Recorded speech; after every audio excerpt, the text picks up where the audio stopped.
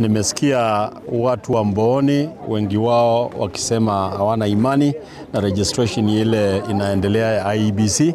Nataka kuambia this is a constitutional thing na ni wakati wa kuregister.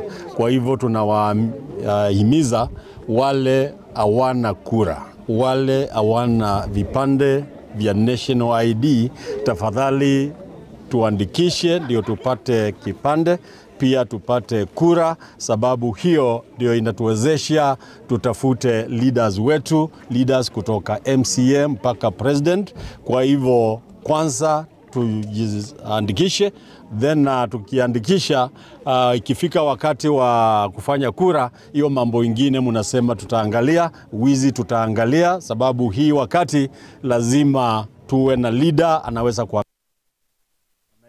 wamekuwa na mashida ya hospitali, mashida ya education, mashida mingi, na hiyo lazima tumalize na tutaimaliza kupitia kwa kura. Kwa hivyo tupate kura ndio tutafute kiongozi 2027.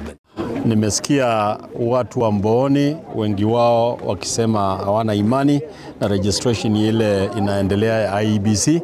Nataka kuambia this is a constitutional thing na ni wakati wa kuregister. Kwa hivyo tunawahimiza wale hawana kura,